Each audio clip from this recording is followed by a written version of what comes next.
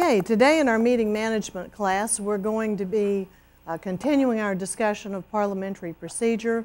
The last couple of classes, you'll recall, we've been focusing on the small meeting, the responsibility of the presiding officer in situations like committees, executive boards, executive committees, and so on. You may recall some time back that we looked at the standard characteristics of motions, and we said that all motions, whether it's the motion to lay on the table or the motion to amend, that we've got, whatever motion we're talking about, we need to know what kind of motion it is, whether it can interrupt, whether it needs a second, is it debatable, is it amendable, what vote is...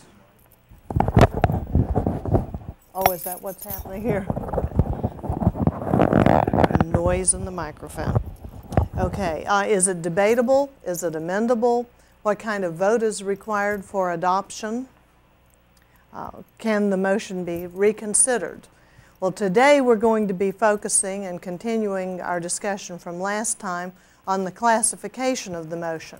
Now, indirectly, we'll pick up whether or not this we'll talk about some of them, whether or not they need a majority vote or a two-thirds vote.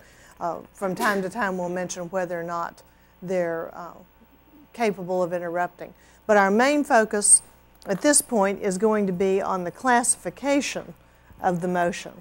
And you'll recall that we said that any motion can be placed in one of four categories. Is it a main motion or a resolution? Is it a subsidiary motion? And the subsidiary motions are the ones that apply to the main motions. Is it an incidental motion? And the incidental motions are those that just pop up spur of the moment, like a point of order, a point of information, a parliamentary inquiry. The restoratory motions are the ones that bring the information back again before the assembly. Okay? Now, let me move these two from in front of me. We talked briefly last time. Who remembers how you get new business on the floor? What kind of motion does it take to get new business before the assembly? Would you make a motion to recess? No. Would you make a motion to limit debate? No. So what could you do? I can wait, folks. How about multiple choice? Oh, we'll get to that. We're going to try open-ended questions first. If you went to Mr. Watson's city council meeting, you were on his council, and you wanted to introduce a new piece of business, how would you do that? Yeah, you just make a main motion. Now, in his case, you'd have to take it through the workshop ahead of time, and he'd have to know that you were going to make it, and so forth. Okay, did you hold your microphone down when you said? No, I didn't. Okay, the response here was main motion, and that was correct. So main motion is one way that we get information before an assembly. Okay, what else can you do?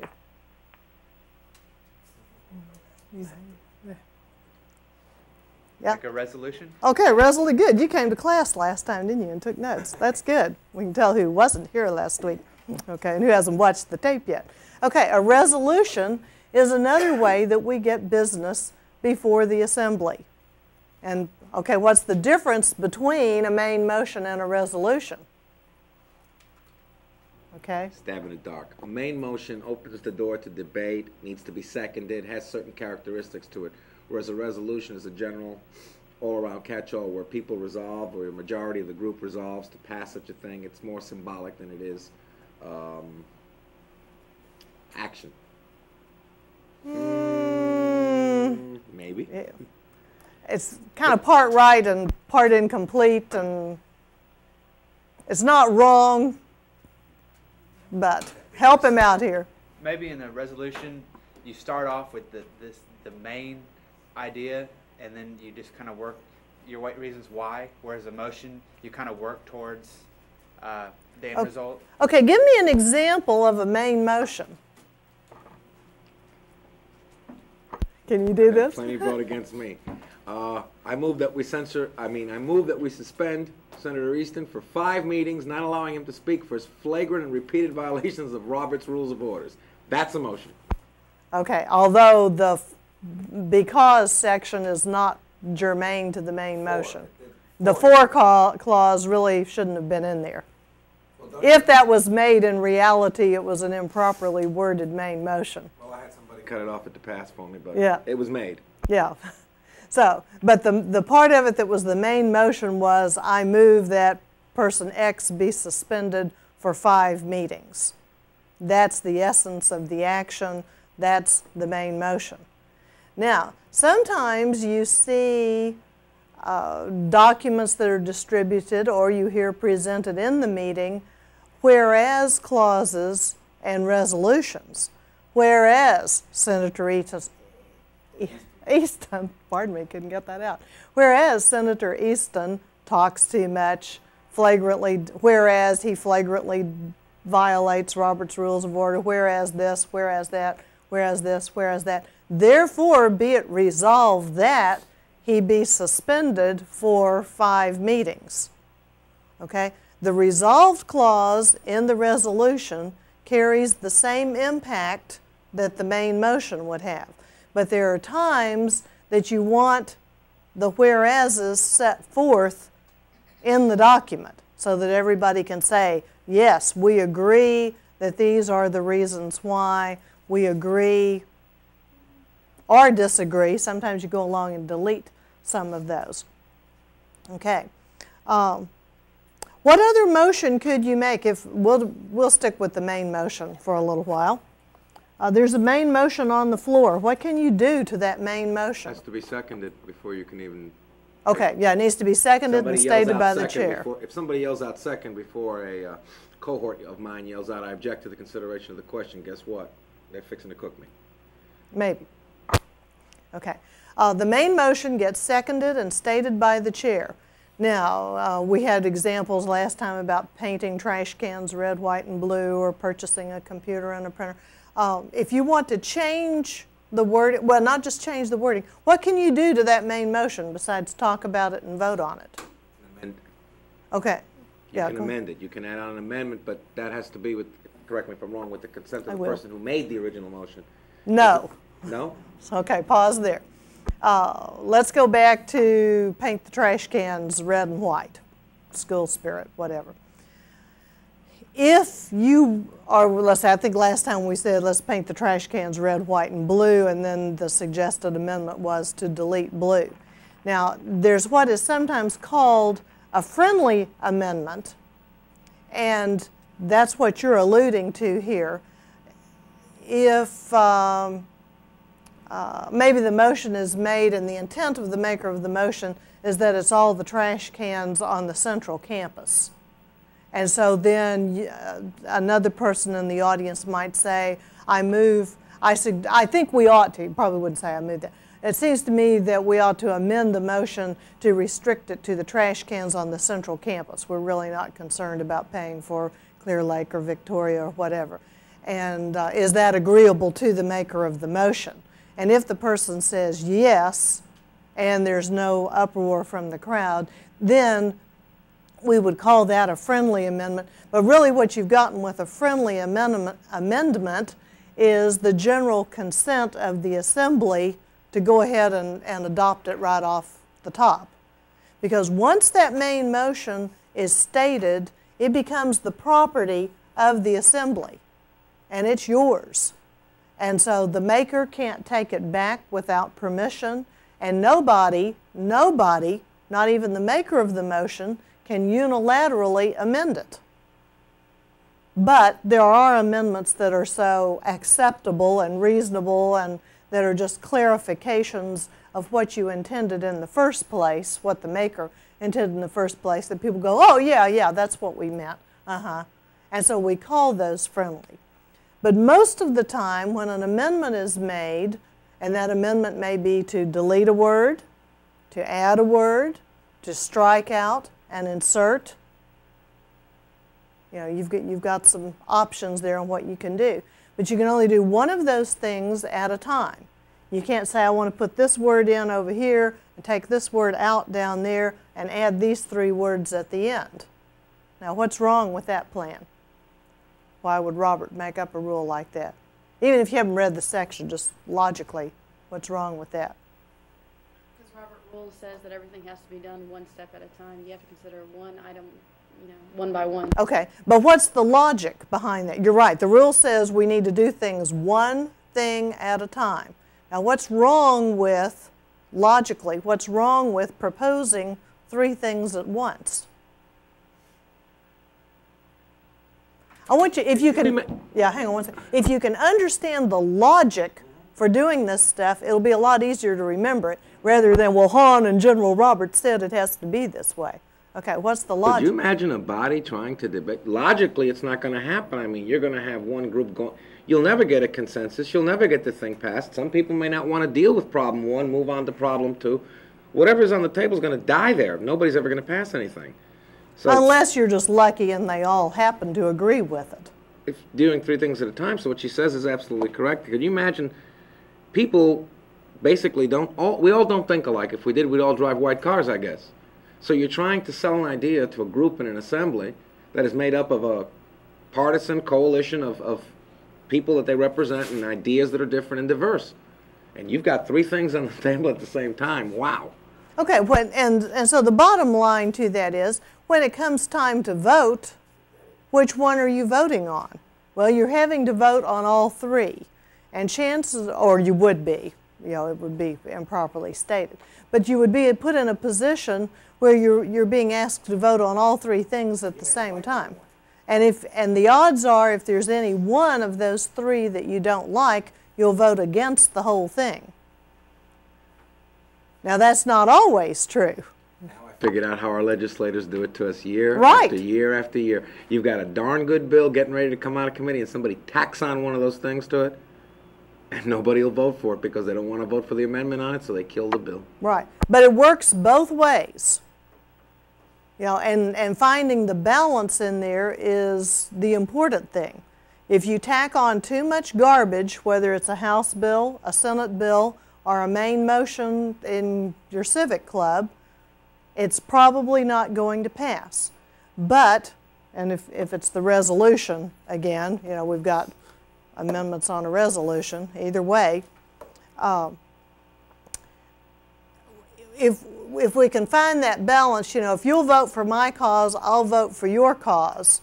And so we tack both things on at the same time. And Waleed and Rod agreed that they'll each vote for both of theirs, and so they stick together and tack some more things on the House bill. And then we agree with the 2 of them that if they'll support our 2, then we'll support their 2, and we're working along here. But then we get this whole block over here that doesn't like any of the things that we're supporting. Okay? Now, most of the time it doesn't get that complicated in average business meetings, and that's well and good.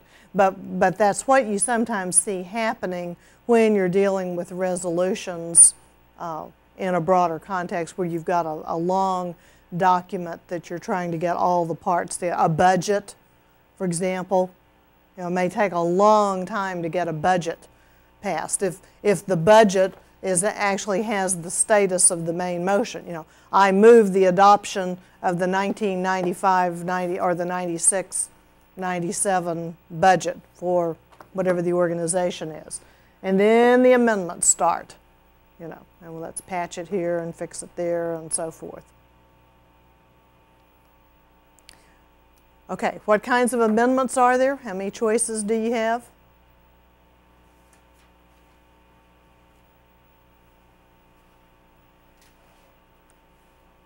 How many ways can you change the wording in a main motion? No, how many forms, not how many words can you change, but how many forms. We were just talking about it.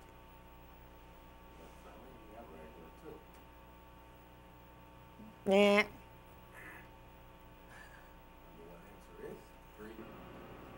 What are they? Delete, strike, and add. Okay, good. You can delete. Well, strike and delete are really the same thing. You can strike out, you can add, and what else can you do? And you can strike and insert at the same time. Sometimes you just take words out and stop there. Other times you just put words in.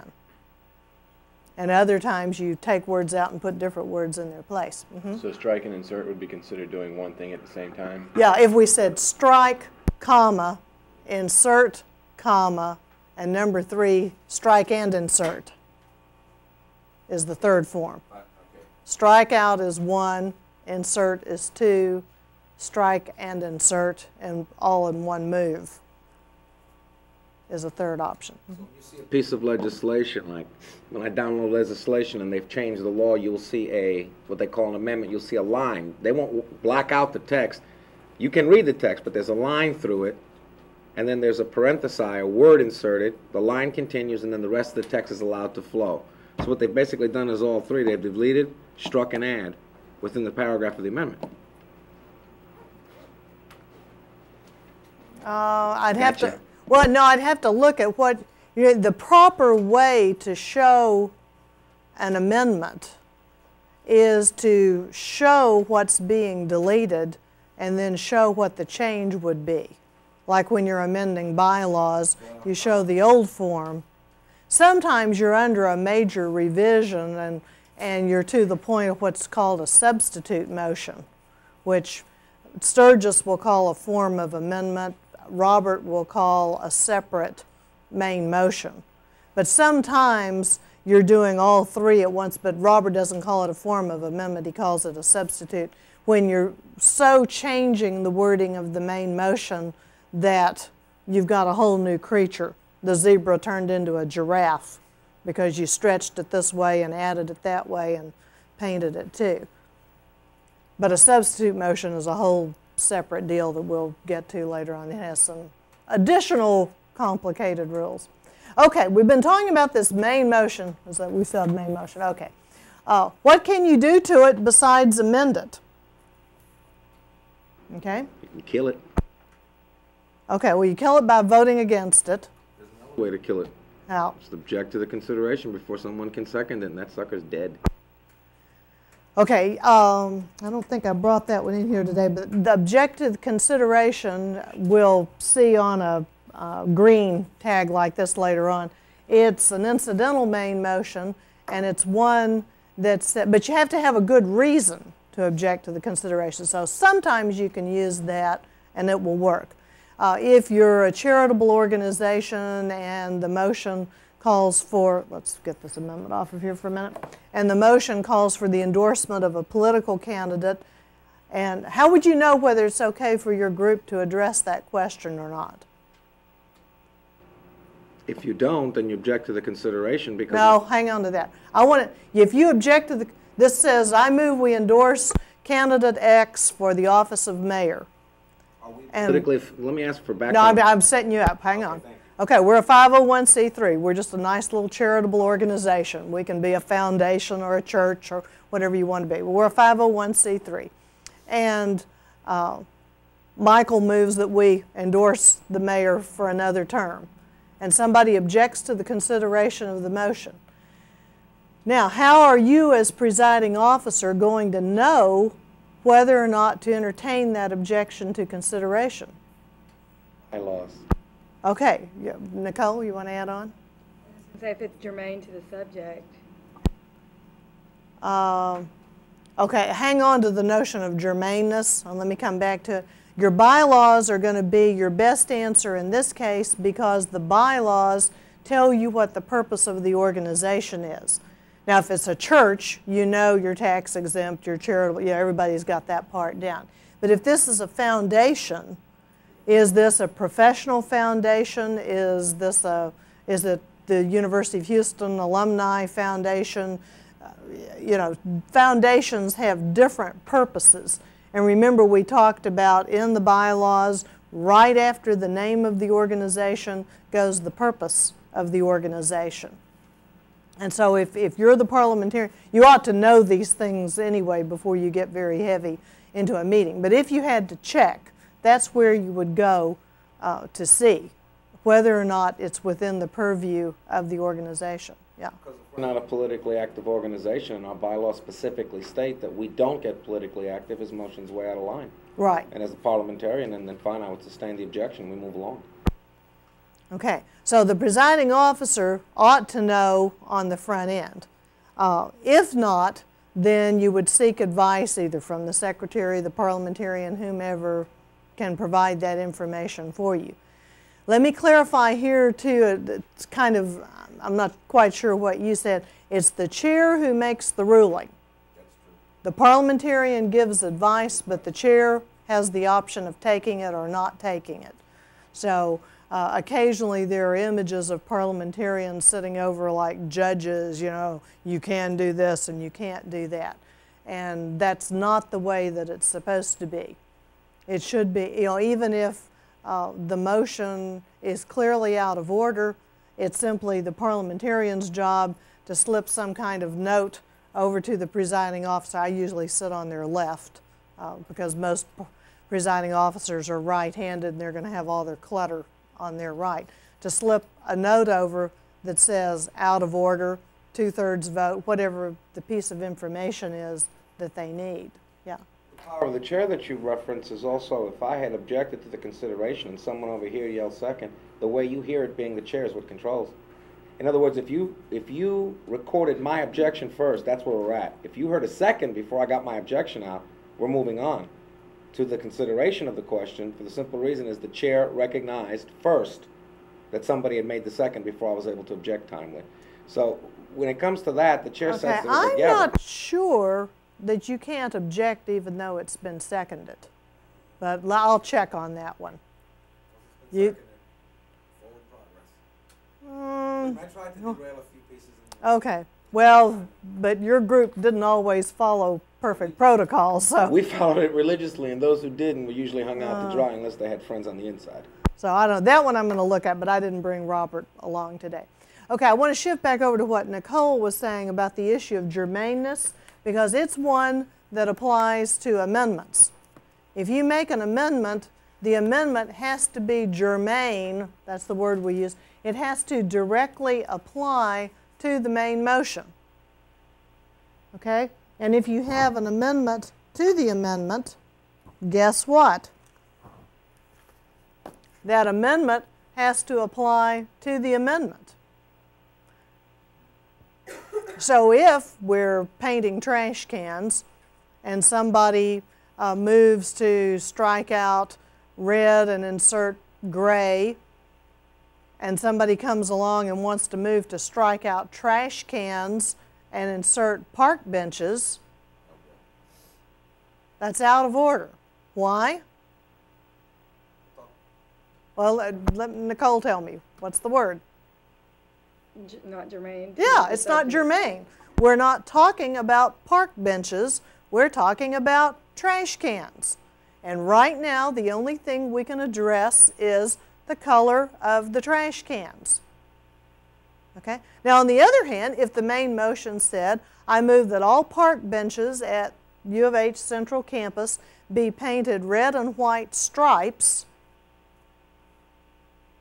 then somebody could come along and say, I move to strike out white stripes, which if it carried would leave all the park benches red. Okay? And then somebody could come back along and say, let's see, we're on strike out white and insert black. So that if we passed all of that, we'd end up with red and black park benches. But up here, you couldn't move to strike park benches and insert trash cans. But as soon as we get this amendment off, and we are now back to the amendment to, I've forgotten where we are, to strike out white, which would leave us with red park benches. As soon as we vote on that amendment, and it comes off, then we're back to those red park benches, and we're in a position to strike out park benches and insert trash cans. And then go back and insert white so that we have white stripes and have red and white striped trash cans. But you're doing one thing at a time, and they have to be germane.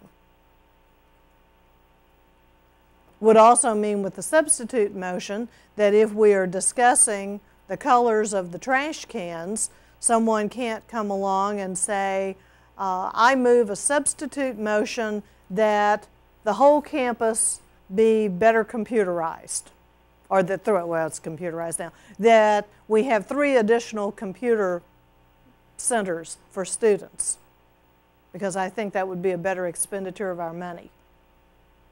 Now, what's wrong with that? Even if you all agree it's a better expenditure of money.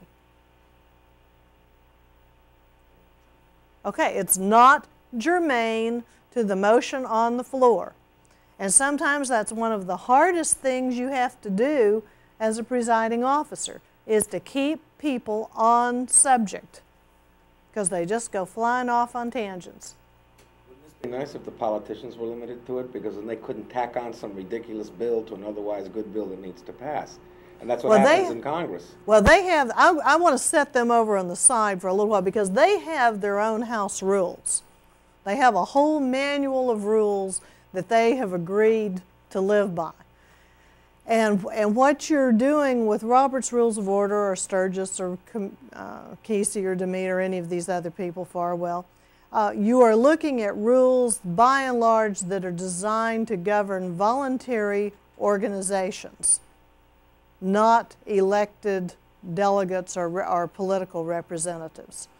Because the nature of political business is such that bills are so complicated, the burden of responsibility, the responsibility to constituencies, there are all kinds of things that come into play there that never come into play, almost never come into play in a regular meeting of a civic club or a board of directors or whatever. So it gets much more complicated, but they have much more complicated rules for dealing with those as well. Okay, we could amend this main motion. How else can you dispose of a motion? Second? Say it again. Second. Okay, if you can't get a second, what's going to happen? We'll go back to the original amendment that was made previously. Okay, yeah, if somebody moves to amend the amendment and there's no second, then I would say the amendment dies for lack of a second. Okay, what else can you do to this main motion down here, Michael? You can table it or send it to a committee. Okay, let's take a look at, I've got to refer to committee around here somewhere. Here it is. Death treatment. Sometimes that's a slow death treatment. Some committees work really well and get things fixed up, and they're right back out the next day at convention. I worked with a group recently that burned the midnight oil, and in one evening they cleaned up about 15 resolutions, and the agenda was full. The next, I was sleepy, but the agenda was full. The chairwoman was from California, and she was used to staying up late. I mean, no, she had a 2-hour advantage on the rest of us. Okay, if you want to send something to committee, what are you going to say? What are you going to do? You make yet another motion to refer it to a committee. Okay, do I just say, I want to refer this to a committee? No, what do I have to say? I move that the, come on. I move that the question be referred to committee for proper investigation before it comes back for voting. It's almost there. What else does it need? Help him out. State what the motion was. Okay, I Look, move that the motion to do thus and so be referred, but there's still something missing. Nicole? Who the committee's going to be appointed by? Say that once more. Who the committee's going to be appointed by? Okay, and it can either be that or what else?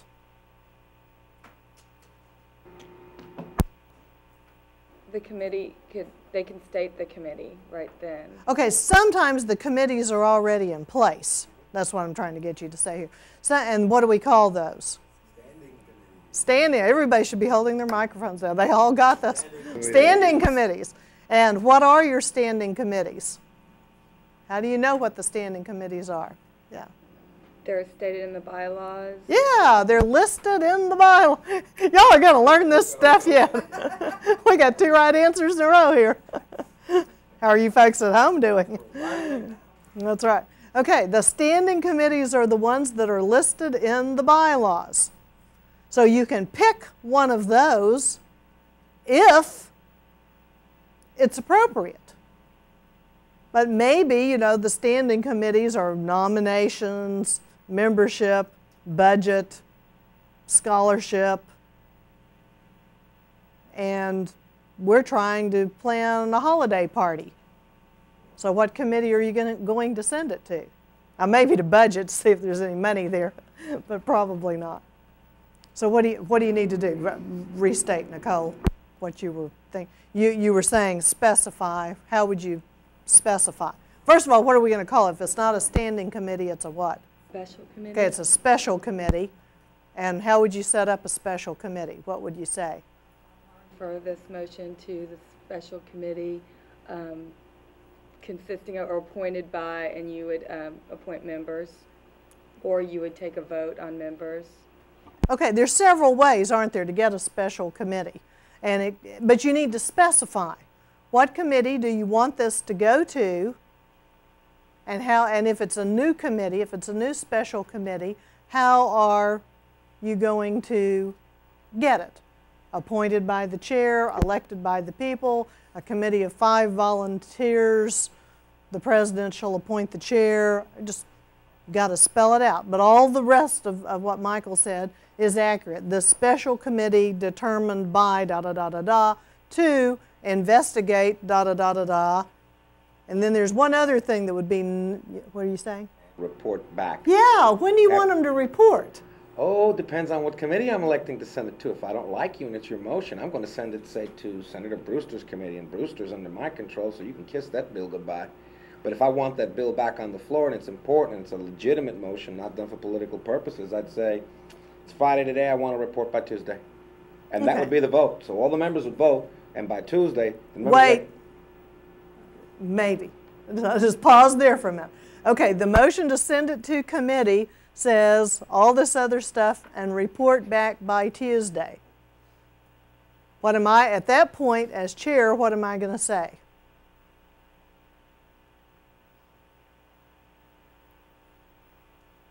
Let me see, do I like Tuesday? No. What am I going to say? Can you Regular move meeting. to postpone it?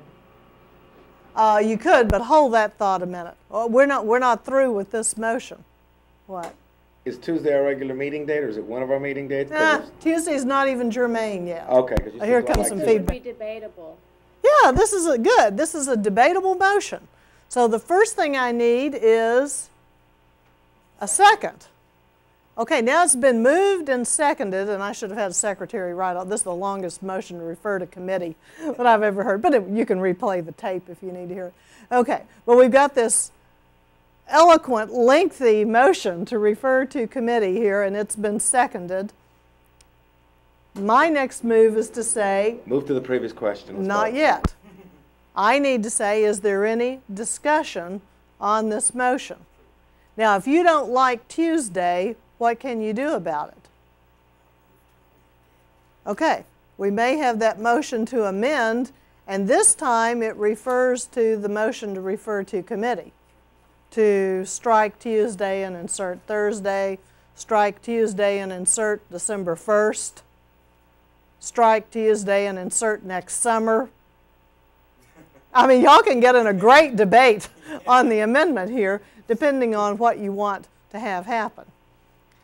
You can specify the actual date for them to report back. Usually it will say, you know, when we're under normal, non-hostile conditions, it will say something like to report back to this assembly no later than November 1st or December 1st. You know, give them, the year 2000, give them an out, we use indefinitely for that one. But you give them an outside time limit.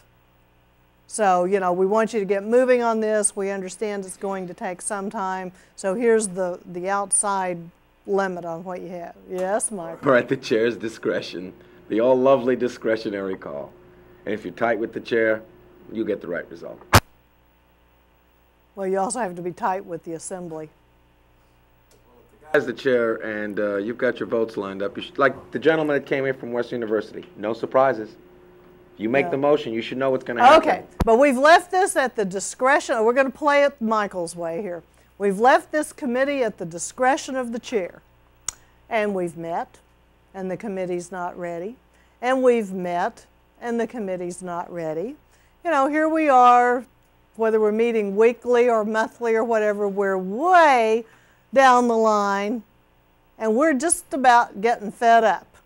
We really wanted this issue handled by a committee. Now what do? Hang on a minute. Time to think. What are y'all going to do with this committee? What are you going to do with it, Michael? To a subcommittee. Oh, we don't have subcommittees here. I'm trying to keep you in voluntary groups instead of the legislature. Here, we're just a nice little civic club. Oh. Or you can be the city council if you want to. Well, that's a little bit But you more. have to have a subcommittee to be able to send it to. So, and normally the committee is the one that sends something to a subcommittee. So your question is, if they're not going to budge, I'm talking about the what can you do to parent- make them budge? Yeah, I'm talking about here we are, the city council, and we sent this to a special committee to take care of it. If it was going, if they wanted to bury it some more, they would send it to a subcommittee. And say, well, you know, we're too big to be, we're a committee of 15, let's get this down to 3 people. And that's reasonable. Undergraduate council of the university works that way. Big council, subcommittees, lots of work. Okay, but here we are, we're just a happy little city council. And we can't get this committee to report. What do we do?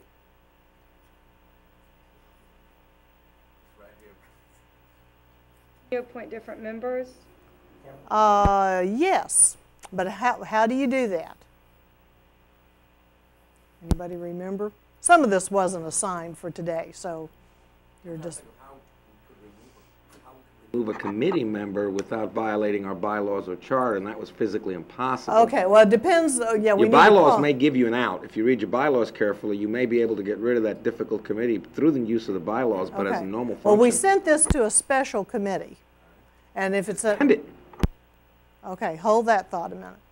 If it went to a standing committee, then we have a different set of problems that we won't get into today.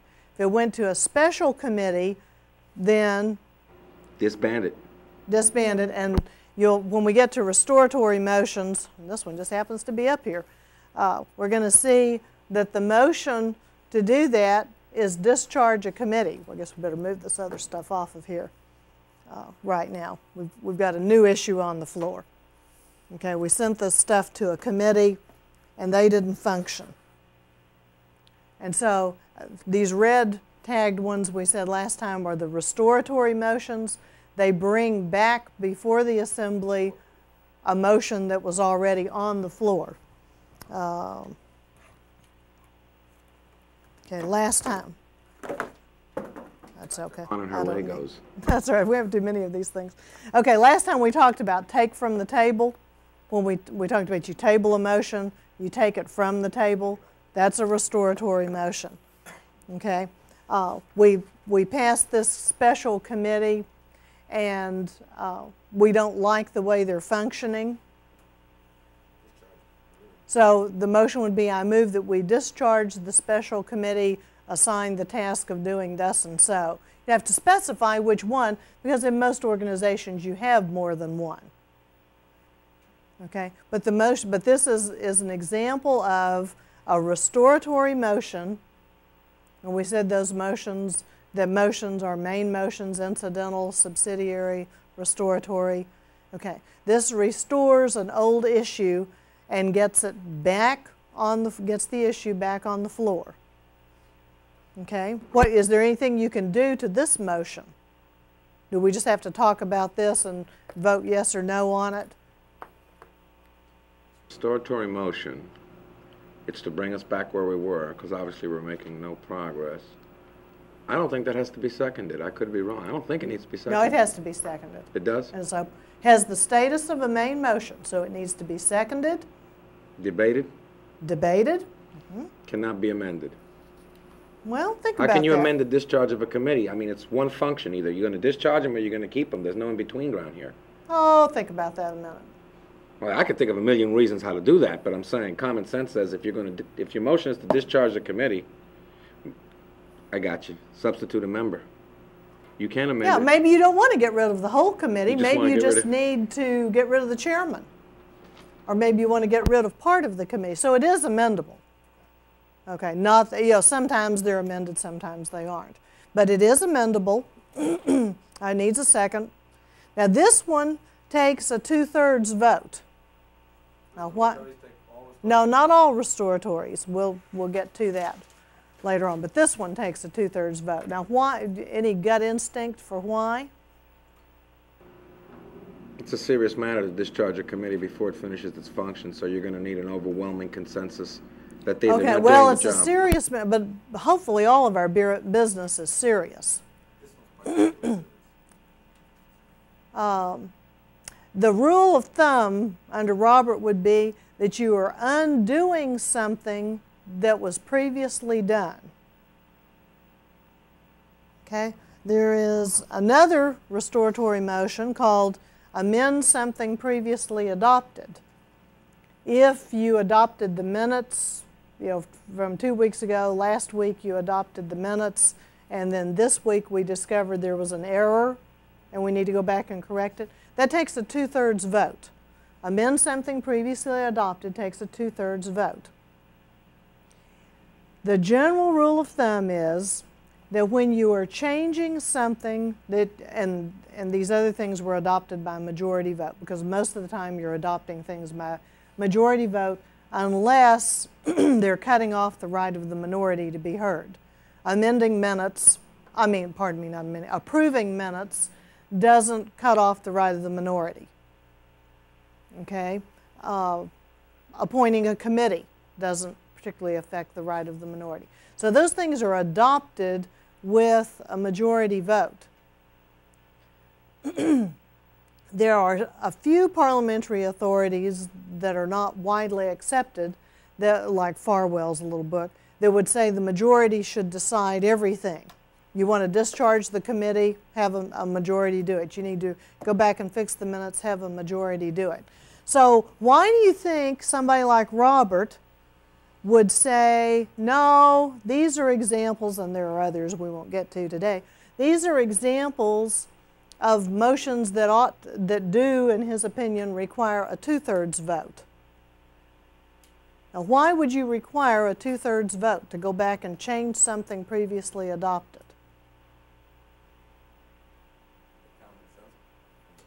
Point of view, the political view, or the Common sense point of view. Why would Thomas Jefferson go along with something like this? Nicole? Because you need more of a majority to undo what the majority did. Say that again. Let me think about it. A majority obviously passed what was done. You need more of a majority to undo it. Yeah, but why? Yeah, you gave me a circular explanation. Why do you want more than a simple majority to change it? Think about it. They're taking turns over here. Do you get this one? I get. Oh, wait, now, let the rest of these people think. No, I know. I mean, I want to make it. Why? I'm glad the two of you are talking. Michael's going to go to the back and sit by Ginger and pout. Because it's what the majority wanted, and to undo what the majority wanted, you know what I'm saying? Not yet, but we're working on I it. can't say what I'm trying. You can sit at home and laugh if you want to, but your time's coming. Taking a guess, but so you're not repeating anything. I mean, because basically this is like a final chapter, if you will. You're doing this so you don't have to go back to anything. Oh, we could go back and amend it again and reverse it. Yeah, but with the 2/3 vote, it'd be more difficult to. But by a 2/3, we could change it again. Okay, Michael's about to burst back there. Okay. For sure, as in our first point, that only way to get the perfect majority would be to have that 2/3 vote. What she's saying. Oh, no, no, no. What's a... Give me a definition of majority, please. Me, you, and Ginger. Nah. That's a benevolent dictatorship. That's what we got. Well, 2 out of the 3 is a benevolent dictatorship. What's a majority? What do we got here? More than half. Okay, a majority is more than half. It's not 51%. It's not 2/3. A 2/3 happens to include a majority. A majority is more than half. So don't say a 2/3 majority because that doesn't even make sense. Okay, 2/3 is 2/3 of the people voting. Now, why do we sometimes want, besides protecting the rights of the minority, I already gave you that one, why do we sometimes want a 2/3 vote instead of a majority vote?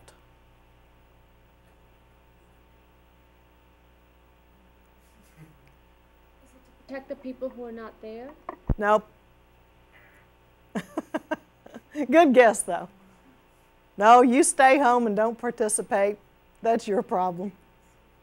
But, you know, we take into account that there are some circumstances that force you to do that. Okay, think about this. We vote on painting these trash cans or park benches or whatever it is, and it carries by 1 vote. So we have a majority, and the motion is adopted. What? You're going to have a very high dissent level. In other words, if you want 2/3, you'd like a little bit more than just a majority. You'd like to carry this thing to the point. Oh, but we adopted it with a majority. Not the 2/3? Back up one step. That main motion, here we are back to the main motion. That main motion, we're not ready for that one yet. We're back on the main motion. That main motion requires a majority vote, and it carried by 1 vote. And the history books are full of the significant instances where that happened. And my parliamentary brain is full of isolated instances where 1 or 2 votes carried things. Now, why do we not want to undo, and where'd my motion to rescind go? Is that the one on the floor? No, that's reconsider. We quit. You don't have to tell us. Because the surfers aren't going to call in from home. We certainly don't want to give them... I'm about to tell you, but I was looking for... Get cookies and we'll be back in 5 minutes for a commercial break, then tell us. Well, I'll just pause and you'll keep talking and we won't need a break. There's rescind. Okay. In order to go back and undo something, this one takes a 2/3 also, because the red ones. Yeah. Well, not all the red, but all the red ones. This is color coding is a new deal. Okay. The red ones are all restoratory motions. That's a true statement.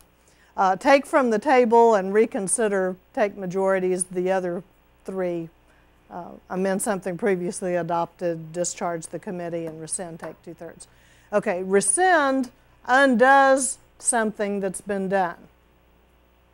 And discharge a committee, amend something previously adopted, those are the same way. They're undoing something that was previously done. Okay, the reason they take a 2/3 is because if they only took a majority, you could have a group swinging back and forth every meeting. This week, we carry it by 1 vote, and so it passes. The next meeting, that person's absent, but a person from the opposition is there, so we vote on it again, and by 1 vote, it swings the other way. And then the next meeting, that one stays home, and this one comes back, and they vote on it again. And so you have the potential for not, unless you move really fast and get it done before the meeting, before the next meeting, then. Two-thirds assures some finality, in other words, because you're not going to get 2/3 of the people in the room or absent at the same time. Once you've got the 2/3, it's a pretty long. Well, and you don't take 2/3 the first time. It takes a majority to adopt it and 2/3 to undo it or change it, with the assumption being that you had the will of the majority there. Well, you did have the will of the majority in the first place.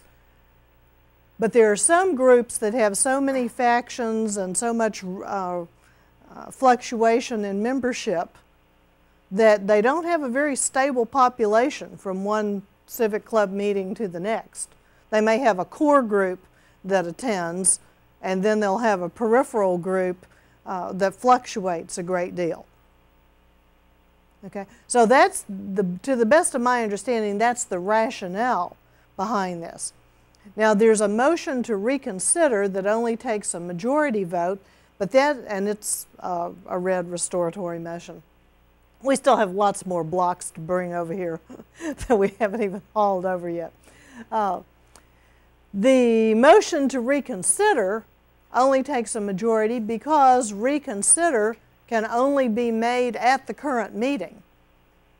So and that assumes that we have a pretty stable population, that the people who were here at the beginning of class are going to be the same people by and large who are here at the end of class, or who are here at the end of the civic club meeting, are the same ones that were here at the beginning of the meeting, the executive board, the city council, whatever it is.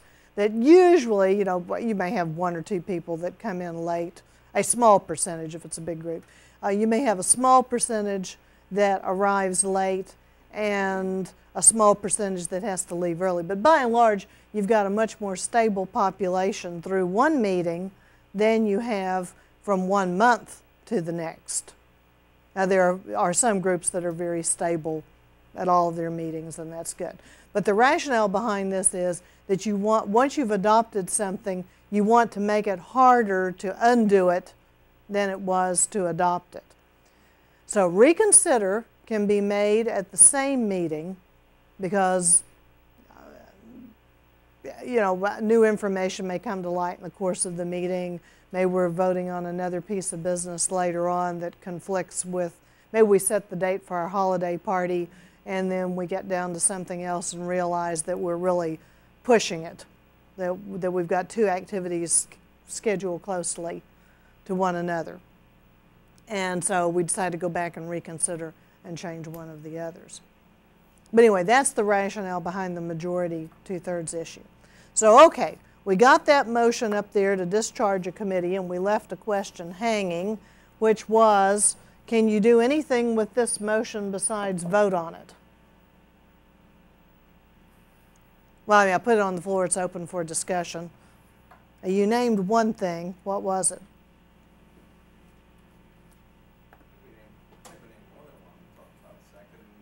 Okay, that's not a motion. A second is not a motion.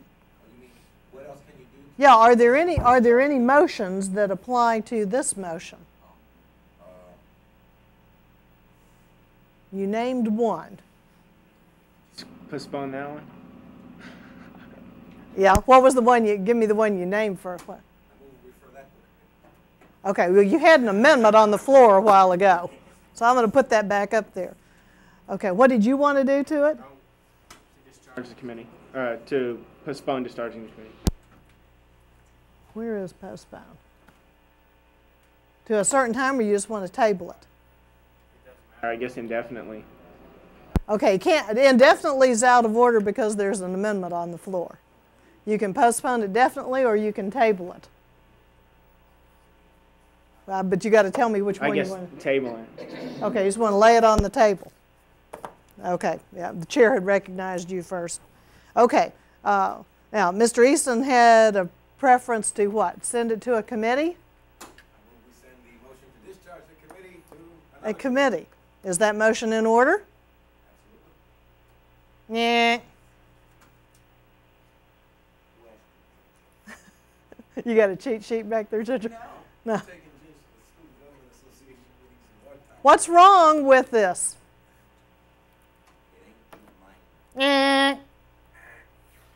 Ginger guessed wrong that time. What's wrong with this motion? Refer to committee would have to be below lay on the table, wouldn't it? Yay! We need a bell for right answer. Yes. Okay, we've had the bell go off now.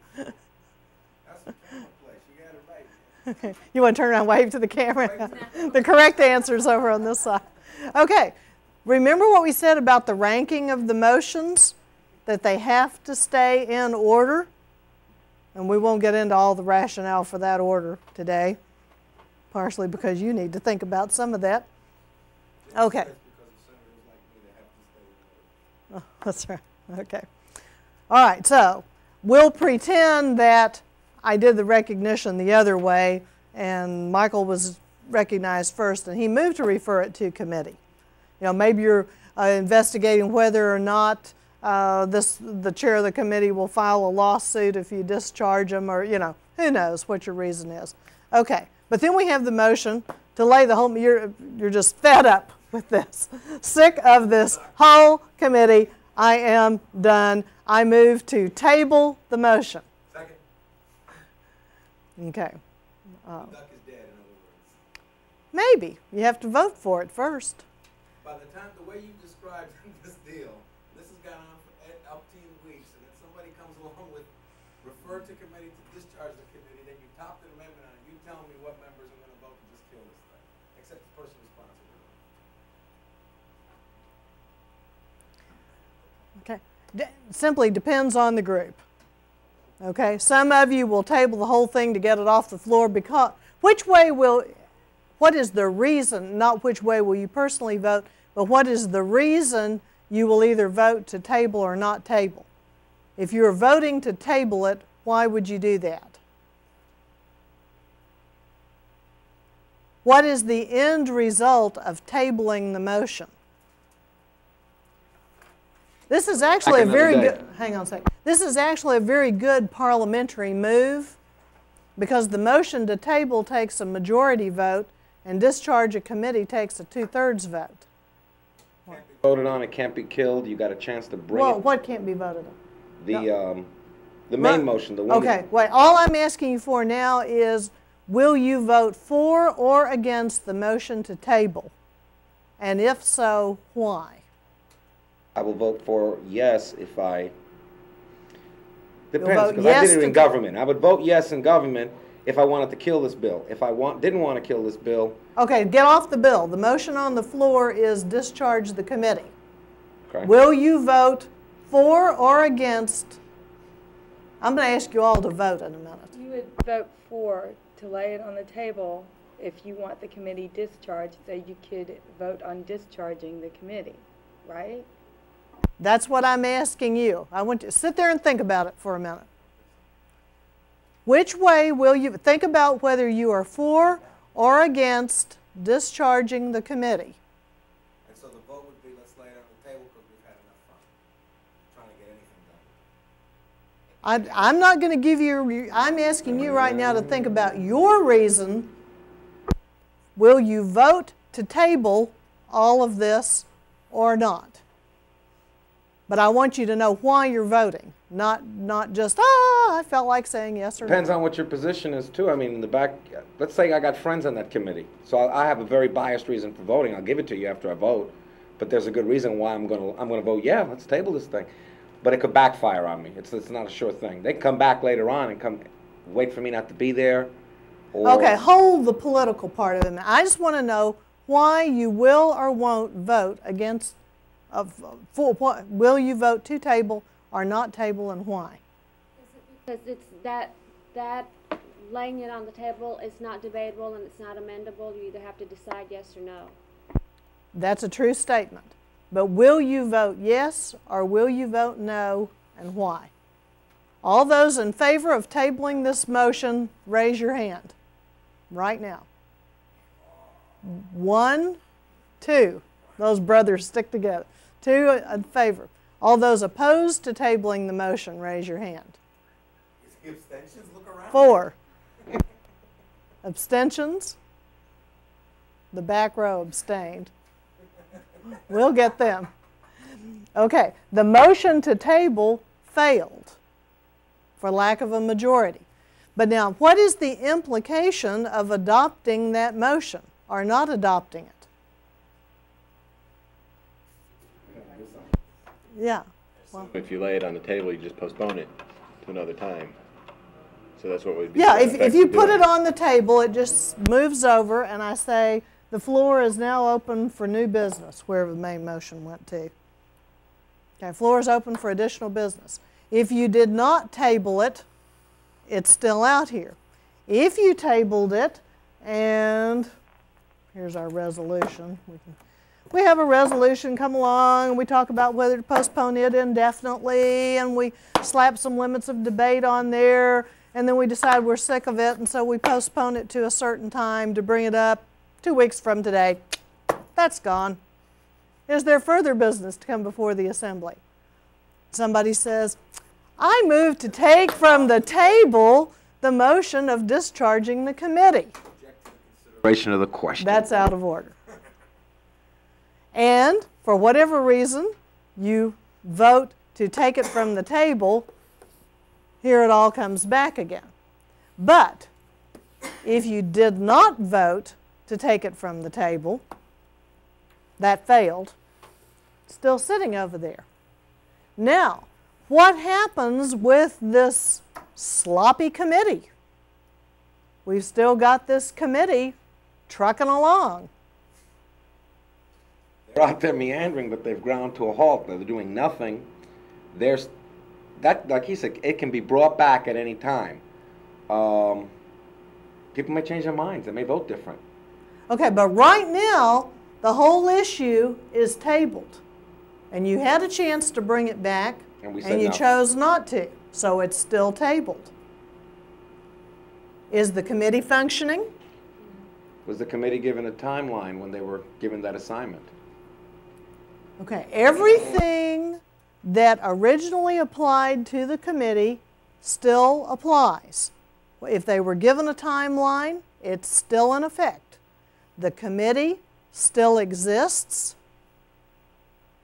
Same makeup, everything is as it was. There's no change, except maybe the committee got scared and decided to function if they liked their job, and in that case you had a little political move over here on the side. Nicole?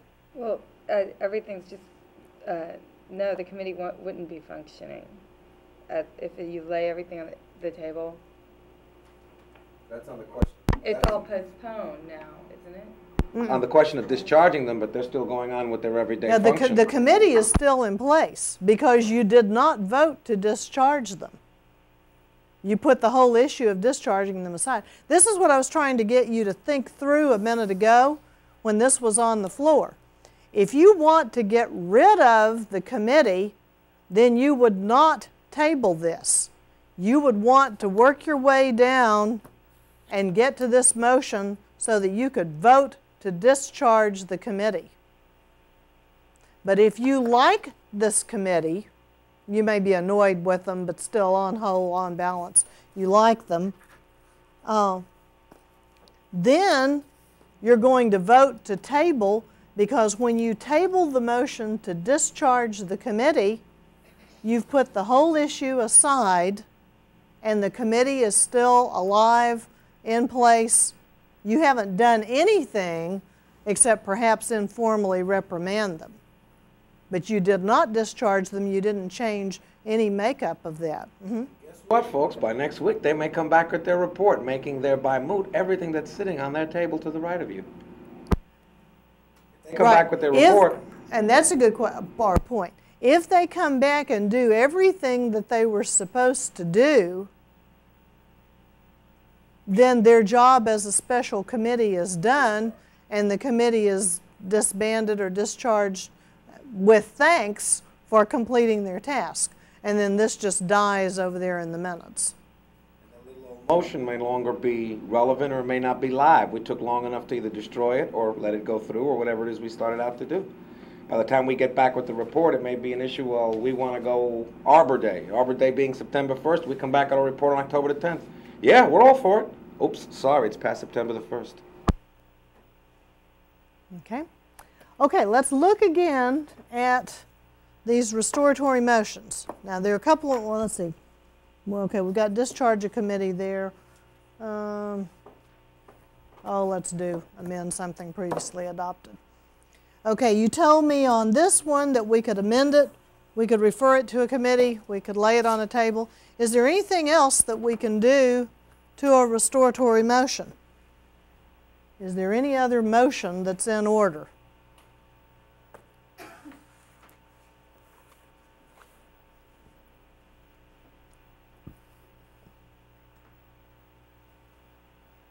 Okay, can you remember the names of some motions that were in order when it was a main motion? And let's see if any of those, well, we know a few of those are in order here. What was in order when we had a main motion? Was the stumbling block on this, was it the trash cans or the park benches you were dealing with? Your Doesn't matter. hypothetical motion. What was the stumbling block here, whether to put stripes or not? You can amend the...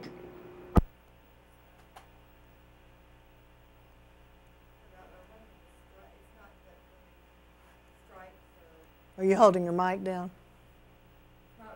That what you're talking about, the stripes or whatever, it's more towards the motions and what not incidental motions. Never mind. I just want to know what the hypothetical we were working on before we kicked that sucker into committee. Oh, we can have a motion on the floor to paint the park benches purple. Okay, it doesn't matter. Okay, and so now there's a motion to amend something. Well, let's see, we had red and white. Make them purple and yellow. Doesn't matter to me. Orange and white, there you go. Okay, there's a motion that somebody got in here and passed, but all the park benches, that's right, Longhorn, UT? orange. Well, I'm giving you a chance to amend something previously adopted. Amend it. Okay, so we've got an amendment on the floor to strike orange and insert red. Okay, somebody moved to refer it to committee, and then we had a motion to table it. Floor is open for additional business. What can we do at this point? Not additional, I'm sorry, that was the wrong phrase from me. The chair has recognized the motion to table has been moved and seconded. No, it's not debatable. Okay, all those in favor, now we've got the orange and white, red and white issue on the floor. All those in favor of tabling, say aye. All those opposed, say aye. No? Nay. Okay, motion to table failed. That one's off the floor. Okay, so we've got this, now there's a motion to refer it to committee. This is debatable. Floor is open for discussion. I need to refer it to a committee. I think it's a perfectly good amendment. I don't think orange and white belong anywhere on this campus, and I move we vote. Oh, I heard a motion. What was that motion? I second that motion because I don't like burnt orange. Move to the previous question. Okay, I move the previous question, or I move we vote. Those mean the same thing. Robert calls it previous question. Okay, but if someone says I move to vote immediately, or Madam President, I think we ought to vote right now, those all mean the same thing, and they have the status, when you start looking at the rank, of previous question. Okay, the chair heard a second to the motion to move the previous question. That's been moved and seconded. Is that debatable? Those in No. favor? Okay, is there anything you can do at this moment besides vote? Before I put it to a vote, is there anything else that's in order? If you want to sabotage the vote, yeah, my favorite one, object to the consideration. And gets it back No, all that's over not in order. Object to consideration is only in order at the time the main motion's made. Okay, so that one won't work. What can you legitimately do, if anything, besides vote right now? Maybe you're not ready to vote, but you know you don't have a third plus one. Ordering the previous question cuts off the right of the minority to be heard. And you think you might have a majority, well, you know, you don't have a majority yet, but you think you could persuade them if you had a chance to talk to them. Is there any last-ditch move you can make here? Well, hang on. Without having read the book thoroughly, I'm going to ask if you could lay it on the table. Yes, you could. I move to table this motion. That's strictly so we can get all these ducks lined up that are going to vote. That's right. Okay, this is not debatable either, but this has higher priority than this one. So yeah, that's a quick move you could make if you get it in there fast enough before. Because you may feel you don't have enough votes and you want to line up some more. Right. Okay.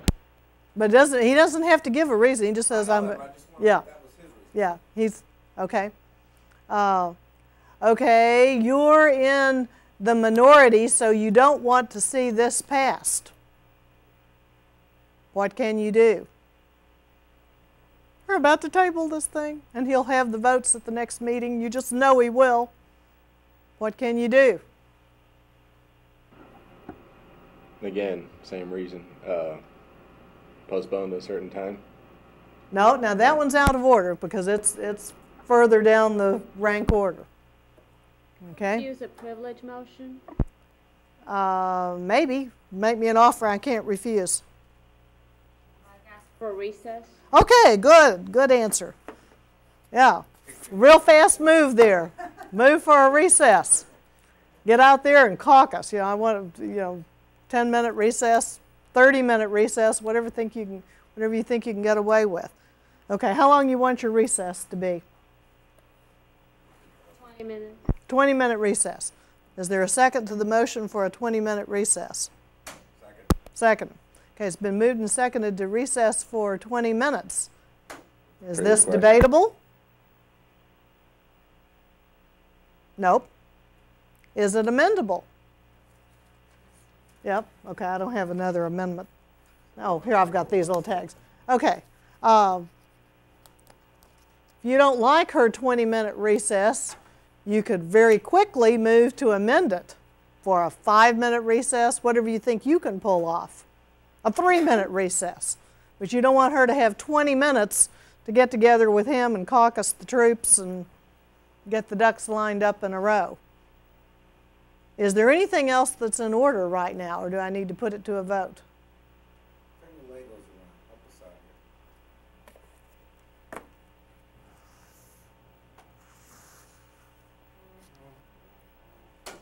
Postpone it indefinitely.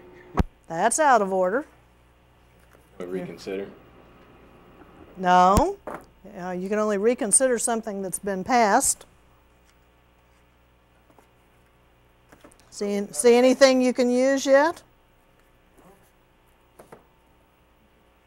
See anything that's even in order?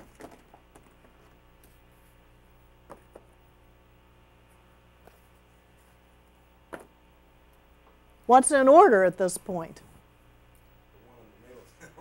Which, read what you're looking at. That's in the middle? No, I'm talking about so you got 3 stacks in front of you. Yeah, this is what's pending. This is immediately pending. These are all pending. These are just things that are over there in your handy dandy parliamentary guide. Question of privilege? No, because recess has higher priority than question of privilege. Fixed time to adjourn? That would be in order. Well, every time we miss one, take down the Lego block. We know we're getting there. How about adjourn? Okay, you could adjourn. These are the only ones that are left.